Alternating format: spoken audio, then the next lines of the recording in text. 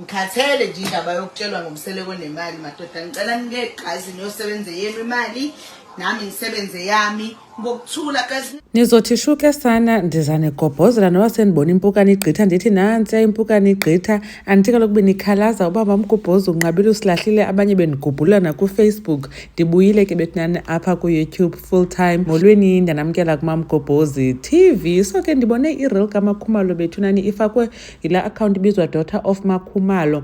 Ndanotisa into kule reel usamke liked le nto ithethwa nguMakhumalo phaa kule reel, and ke ngoku ndizadlala nive uMakhumalo uthetha ngento yabantu abathi uphangelelani kodwa umseleku unemali, so uyaziphendulela ke ngoku. But ndothuka uba usamke actually liked the reel, and loo nto leyo ndiyibone emva after ndimamele ndithethwa nguMakhumalo. And ngoku ndimamele ndiye ndacinga usamke ndiqomba awonda usamke angaziva njani xa nova into ithethwa nguMakhumalo, ngoba ke yes ivelile le nto ithethwa nguMakhumalo but ke usamke ungulo uyekiswe uphangela ngutata uMosamseleku. Khanikhe nive ke uMakhumalo ecaphukiswa ke ngumntu ngento edibene nemali kaMseleku, wabe esitsho ke yena ke ukuba akadelelwanga uzokudla imali kaMseleku apha emhlabeni. Nawe ngisebenzela ngomseleko nemali. Kihlanga ngaphi nemali kaMseleku manje? Hayi nami ngibona imibuzo yedakiwe. Ngeke guys. Hawu ngeke ngakithi. Wena mangamindoda aphi nemali wena usebenza? Uyasho nawe indoda yakho wena unayo imali? Ngisebenzela imali yami, ngisebenze yami imali guys.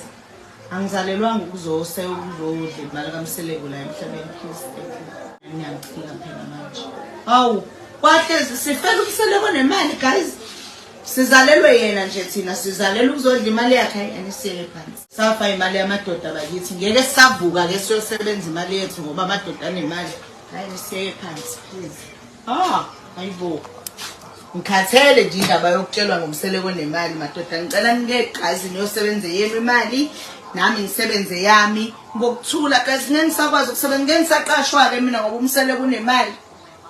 Hayi Niyamva ke bethinani uMakhumalo esitsho uba hayi kaloku sana yihambi ngolo hlobo ngenxeba umseleku enemali okanye kusithiwa unemali bona abanokwenza nto. Now le live ke indala bethunana ndio zama ngeya 3 or 4 years back, and then ke ngoku I think uMakhwela waye wathi like kuba ngoko uMakhumalo ke wayesathi akanangxaki no-wife number 5 engakayazi uba uwife number 5 izawuba yintombi yasemzumbe kwamadlala apho asuka khona.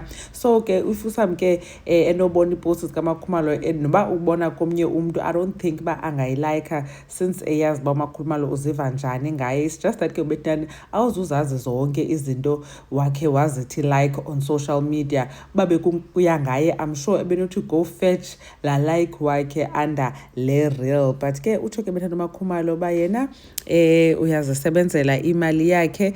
She's always been an independent woman, and utata Mosamseleku wadibana naye into edibene nomsebenzi because caba wayeqeshiwe ofisini yakhe utata Mosamseleku esebenza noMasawule njengoba sephele ke wabe kanti uyangena. Asazi ke noba before aqeshwe babesebenento yokwenza notata uMosamseleku okanye waba nento yokwenza ngokusebenzisa ofisini, because caba bebeyifihla nakuMasawule lento yabo. But since besuke emzumbe bonke and uMakhumalo echaza utata uMosamseleku watsho esemncinci emane emdlalisa embiza amakoti esengumntana esikolo, but then ke wakhula ke ngoku wamdala, then ke wamva kakuhle ke ngoku. So ndiyasola ke mna kuba kwangoku ehambe yophangela notata Mosamseleku noMasawule ofisini yayisekho nto yenzekayo phakathi kwabo. Anyways, enkosi kakhulu ngothi ubukele le video.